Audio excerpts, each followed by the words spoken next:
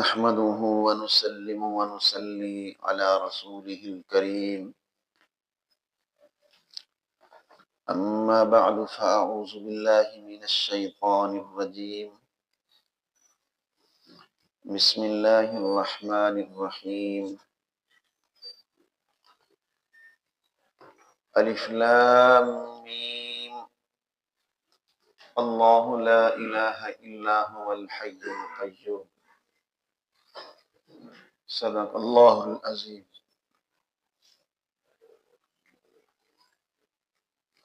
سورہ آل عمران رات دی تراویح دے اندر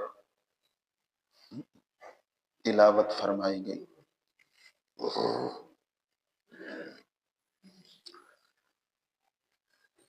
سورت کا نام سورہ آل عمران ہے چونکہ اسی سورت کے رکوع نمبر 4 کے اندر آل عمران کا تذکرہ ہے، اسی مناسبت سے اس سورت کا نام سورہ آل عمران رکھا گیا۔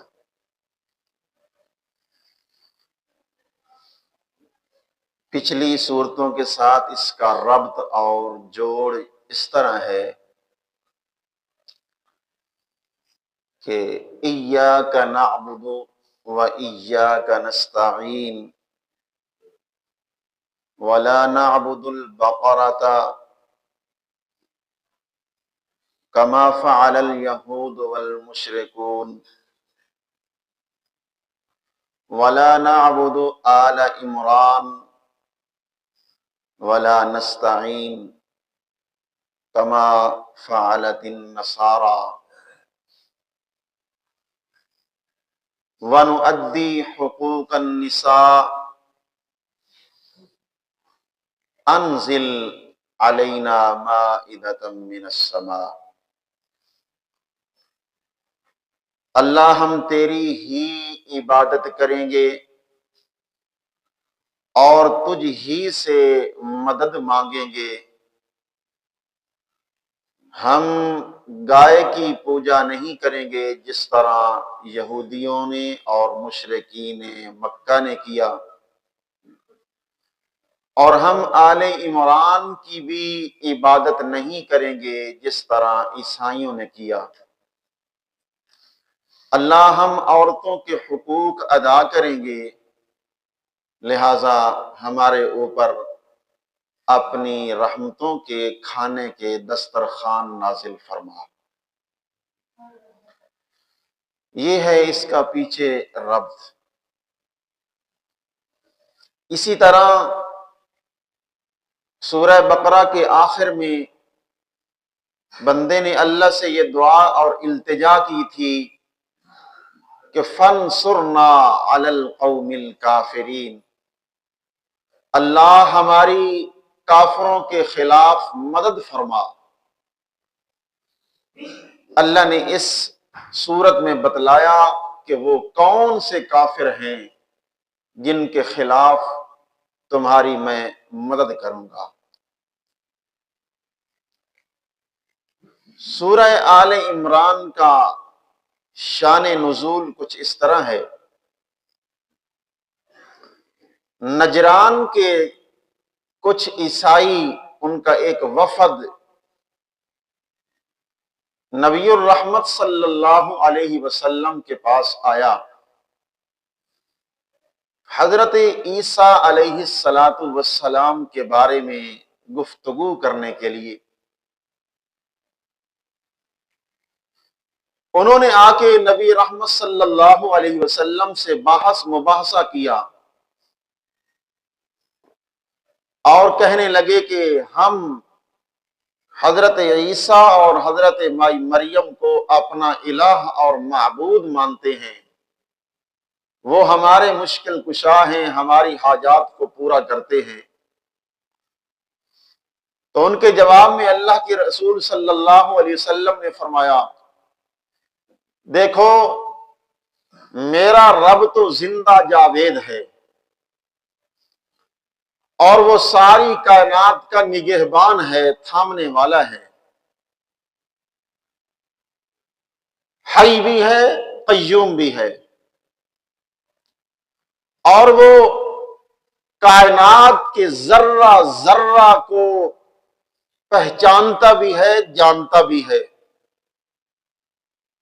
حتیٰ کہ ماں کے پیٹ کے اندر وہ پانی کے ایک قطرے کے اوپر شکلیں صورتیں بناتا ہے اور اس بچے کی خوراک کا انتظام کرتا ہے۔ اگر تمہارا خدا ایسا ہے تو بتائیں۔ وہ نہ بالکل لاجواب ہو گئے، کوئی جواب نہیں، چونکہ حضرت عیسیٰ علیہ السلام ایسے تو نہیں ہیں، لاجواب ہو گئے۔ آپ نے مباہلے کا چیلنج کر دیا کہ آؤ، اگر تم دلائل سے نہیں مانتے ہو تو پھر آؤ، تم بھی اپنے آپ کو بھی لے آؤ، اپنی عورتوں کو بھی لے آؤ، اپنے بچوں کو بھی لے آؤ ایک میدان میں۔ میں محمد بھی خود بھی آتا ہوں، اپنے آل اولاد کو بھی لے آتا ہوں اور اپنی عورتوں کو بھی لے آتا ہوں، سارے اکٹھے ہوتے ہیں اور پھر اللہ سے دعا کرتے ہیں، ثم نبتہل، پھر گڑ گڑا کے اللہ سے مانگتے ہیں کہ یا اللہ ہم دونوں فریقوں میں سے جو جھوٹا ہے اس کے اوپر اپنی لعنت برسا، اس کو ہلاک کر دے۔ جب اللہ کے رسول نے ان کو یہ چیلنج کیا تو پھر اندر سے تو وہ مانتے تھے کہ یہ اللہ کا سچا رسول ہے، مارے جائیں گے، اس لیے انہوں نے اس چیلنج کو قبول نہ کیا اور ایسے ہی واپس چلے گئے۔ اور جب یہ واپس جا رہے تھے، رستے کے اندر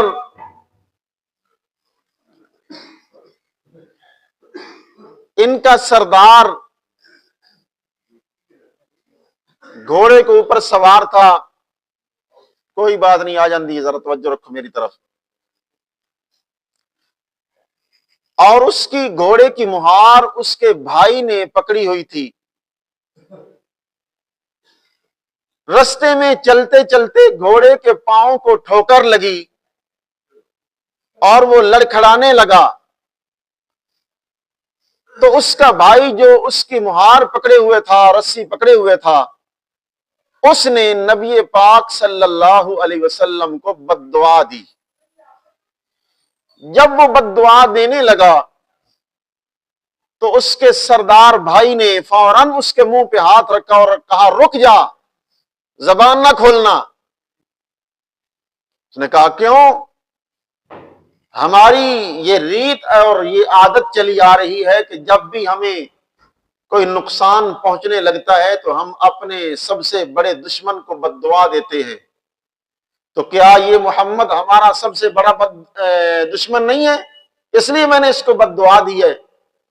اس کو بھائی کہنے لگا اللہ کا بندہ، نہیں، یہ اللہ کا سچا رسول ہے، اس کو بد دعا نہ دے، خود مارا جائے گا۔ جب بھائی نے اس سے یہ بات سنی، حیران ہو گیا، اللہ کا بندہ کیا تو کہہ رہا ہے؟ ہم اور نجران سے چلے تھے، مدینہ آئے، اتنا لمبا چوڑا سفر ہم نے کیا، کس لیے؟ کہ یہ محمد سے بات چیت کرتے ہیں، اگر یہ سچا ہوا تو مان لیں گے، اگر جھوٹا ہوا تو نہیں مانیں گے۔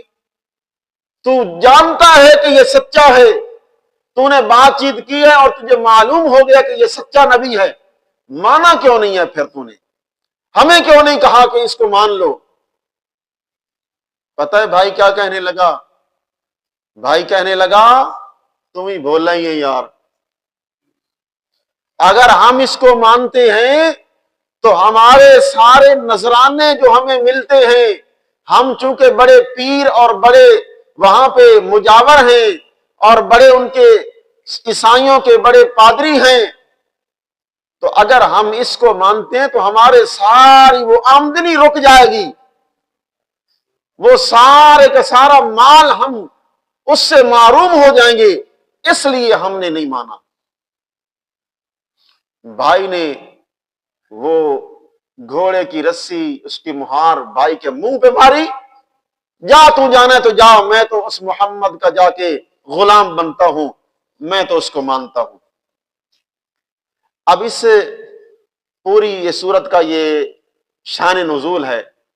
اس کے بعد پھر ابتدائی 80 آیتیں اسی واقعہ کے پس منظر کے اندر نازل ہوئی۔ آج اس واقعہ سے ہمیں کیا سبق ملا کہ ہم مسئلے کو مانتے ہیں، سمجھتے ہیں حق مسئلہ کیا ہے، لیکن جان بوجھ کے ہم اس کو لوگوں کو بتاتے نہیں ہیں، اس لیے کہ ہماری آمدنیاں بند ہو جائیں گی۔ ہمارے پیٹ کا مسئلہ ہے، یہ مولویوں کے پیٹ کا مسئلہ ہے، مانتے ہیں سارا کچھ، مسئلہ توحید کو سمجھتے ہیں، جانتے ہیں شرک کیا ہے اور توحید کیا ہے، لیکن اس کے باوجود عوام کو انہوں نے غلط رستے پہ چلایا ہوا ہے، اس لیے کہ آمدنیاں ہماری یہاں رک جاتی۔ تو یہ مال بٹورنے کے لیے جو بندہ مسئلے کو چھپاتا ہے، اللہ کریم نے فرمایا وہ اپنے پیٹ میں لقمے نہیں ڈال رہا، وہ اپنے پیٹ میں جہنم کے انگارے ڈال رہا ہے۔ بہرحال اس سورت کے اندر اللہ نے سورہ بقرہ کے مضامین میں سے ابتدائی 4 مسئلے بڑی تفصیل سے بیان کیے، وہاں پہ ذرا اجمال تھا، اس سورت میں تفصیل ہے۔ توحید، رسالت، جہاد فی سبیل اللہ اور انفاق فی سبیل اللہ، ان 4 مسئلوں کو اللہ نے کھول کے بیان کیا، اور پھر مشرکین کے شبہات کا جواب دیا۔ مشرکین نے اور ان عیسائیوں نے خصوصاً اللہ کی توحید کے متعلق 5 شبہات پیش کیے، اور نبی کی رسالت کے بارے میں 3 اعتراض کیے۔ اللہ نے ان 8 کا جواب دیا۔ توحید کے متعلق پہلا ان کا شبہ اور اعتراض یہ تھا، کہنے لگے ہمیں اپنی کتابوں میں حضرت سیدنا عیسیٰ علیہ السلام کے متعلق مختلف کلمات ملتے ہیں، کبھی اللہ ان کو کلمت اللہ کہتا ہے، کبھی اللہ ان کو روح اللہ کہتا ہے، کبھی ان کو ابن اللہ کہا جاتا ہے۔ تو ان تمام کلمات سے معلوم ہوا وہ مشکل کشا ہیں، وہ ہماری بگڑی بنانے کے لائق ہیں، وہ ہمارے معبود ہیں۔ دوسرا اعتراض یہ کیا کہ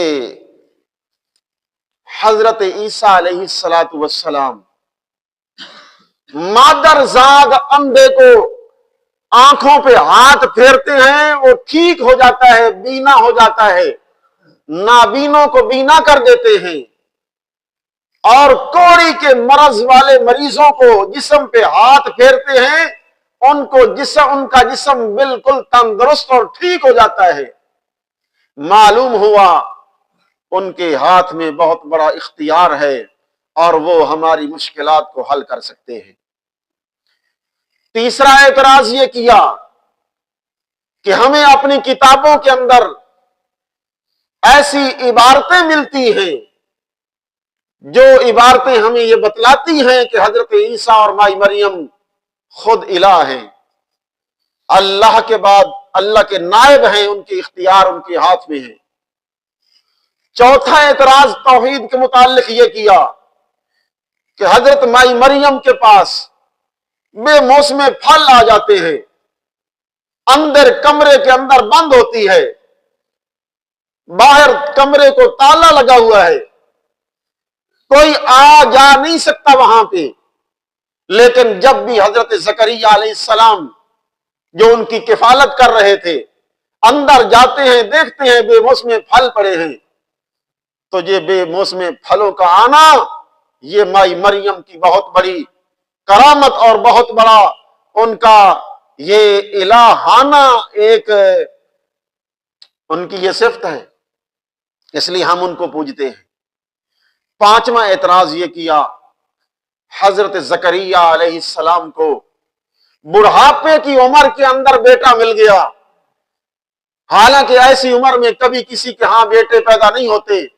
मालूम हुआ वो भी बड़े करते धरते वाले हैं, बड़े माबूद और उनके हाथ के अंदर इख्तियारात हैं। ये पांच एतराज किए उन्होंने अल्लाह की तौहीद के मुताल्लिक। अल्लाह ने पांचों का जवाब दिया। पहला एतराज हजरत ईसा अलैहिस्सलाम के बारे में कलिमतुल्लाह रूहुल्लाह के अल्फाज मिलते हैं। अल्लाह ने सूरह आले इमरान की आयत नंबर 6 के अंदर फरमाया, हुवल्लज़ी अंज़ला अलैकल किताब मिन्हु आयातुन मुहकमातुन हुन्ना उम्मुल किताब व उखर मुतशाबिहात। मैंने कुरान जो नाजिल किया है, इस कुरान के अंदर कुछ आयतें मुहकम हैं जिनके मतलब और मफाहीम बिल्कुल वाज़े हैं, और कुछ आयतें ऐसी हैं जो मुतशाबिहात में से हैं, उनके माना और मफहूम को अल्लाह के सिवा कोई नहीं जानता। तो कलिमतुल्लाह रूहुल्लाह ये ऐसे अल्फाज हैं जिनके मफहूम और माने को सिवाय अल्लाह के कोई नहीं जानता। इसलिए ये कोई इलाह वाली सिफतें नहीं है। दूसरा एतराज कि जी हजरत ईसा अलैहिस्सलाम बीमारों को ठीक कर देते हैं।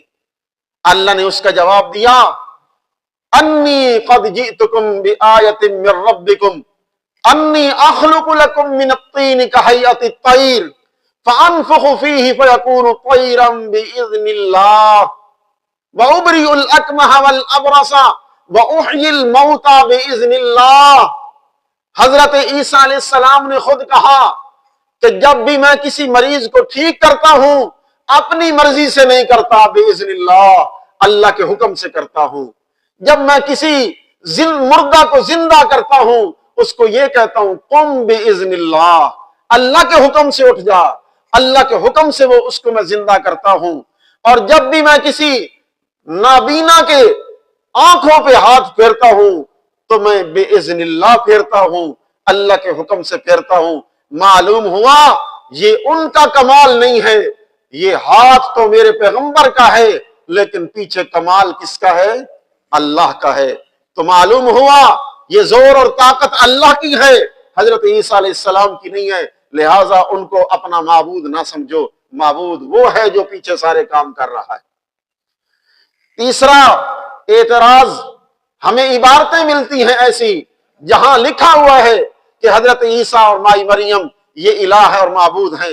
अल्लाह ने फरमाया, जवाब दिया, मा काना लिबशरिन अन युतियहुल्लाहुल किताब वल हुक्मा वन नुबुव्वता अन यकूला सुम्मा यकूला लिन्नास मिन दूनिल्लाह। अल्लाह ने फरमाया, मैंने कोई नबी ऐसा नहीं भेजा जिसने आके लोगों को ये कहा हो कूनू इबादल्लाह। उसने तो आके ये कहा कूनू इबादल्लाह, कूनू रब्बानियीन, रब्बानी बन जाओ, अल्लाह वाले बन जाओ। उसने ये नहीं कहा आके किसी को कि लोगों को अल्लाह को छोड़ दो और लोगों को अपना माबूद बना लो। किसी नबी ने ये नहीं कहा। जब किसी पैगंबर की ये तालीम ही नहीं है, तुम्हें कहां से मिल जाता है? फरमाया, जो कुछ तुम्हें लिखा हुआ मिलता है ये तुम्हारे अपने मौलवियों का कारनामा है। नंबर 4, माई मरियम के पास बेमौसम फल आते हैं। हजरत जकरिया अंदर दाखिल होते हैं, देखते हैं बेमौसम फलों का ढेर लगा हुआ है। पूछते हैं, या मरियम अन्ना लकी हाजा, ये फल कहां से आ गए? माई मरियम क्या कहती है? कालत हुवा मिन इंदिल्लाह, ये अल्लाह की तरफ से आए हैं, ये मेरा कोई कमाल नहीं है, मेरे अल्लाह ने भेजे हैं। तो मालूम हुआ उनके पास फलों का आना ये मेरे अल्लाह का कमाल है, किसी और का कमाल नहीं है। पांचवा एतराज, हजरत जकरिया को 120 साल के बुढ़ापे वाली उम्र में बेटा मिल गया। मालूम हुआ वो भी बड़े इख्तियारात के मालिक हैं। अल्लाह ने फरमाया, जकरिया का तो ये आलम है, जब उसने देखा माई मरियम के पास बेमौसम फल पड़े हैं, एक पांव अंदर है दरवाजे के चौखट के, एक पांव बाहर है, वहीं पे खड़े होके कहने लगे, हुनालिका दआ ज़करिया रब्बा, वहीं पे खड़े होके حضرت زکریا نے اپنے رب کو آواز دی اور کہا رب حبلی من لدنک ذریۃ طیبہ، اے اللہ جس طرح تو نے مائی مریم کو بے موسم پھل دے دیے ہیں، اللہ آج میرا بھی موسم نہیں ہے، آج میرا بھی بڑھاپا ہے، میرا بچوں کا پیدا کرنے والا کوئی موسم نہیں، اللہ جس طرح تو اس کو بے موسم پھل دے سکتا ہے، ایک ذریۃ طیبہ، ایک پاکیزہ پھل مجھے بھی دے دے، ایک پاکیزہ اولاد مجھے بھی دے دے، مجھے بھی نیک صالح بیٹا دے دے۔ تو اللہ کو کیا معلوم ہوا؟ زکریا کا اپنا کمال نہیں ہے، کس سے مانگا؟ اللہ سے مانگا، اور اللہ عمر کا محتاج نہیں، کوئی عمر کے اندر بوڑھا ہو جائے، کوئی عمر میں جوان ہو، وہ اللہ بیٹے دینے میں کسی کا محتاج نہیں، چاہتا ہے تو مریم کی ماں کو بغیر باپ کے بیٹا دے دیتا ہے، وہ چاہتا ہے تو حضرت زکریا کو 120 سال کی عمر میں بیٹا دے دیتا ہے، وہ چاہتا ہے تو ابراہیم علیہ السلام کو 86 سال کی عمر میں بیٹا دے دیتا ہے، وہ چاہتا ہے تو ابراہیم علیہ السلام کو 100 سال کی عمر میں دوسرا بیٹا دے دیتا ہے، اس کو کوئی پوچھنے والا نہیں۔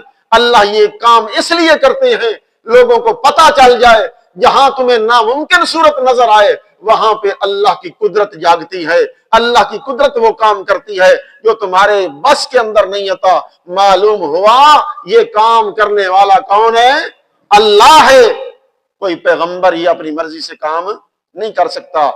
نبی کی رسالت پہ پہلا ان کا اعتراض یہ تھا کہ دیکھو سارے نبیوں کے اوپر اونٹ کا گوشت حلال تھا، حرام تھا، اور اس نبی نے حضرت محمد صلی اللہ علیہ وسلم نے آ کے اونٹ کے گوشت کو حلال قرار دے دیا ہے، یہ عجیب نبی ہے، ہم اس کو کیسے مان لیں؟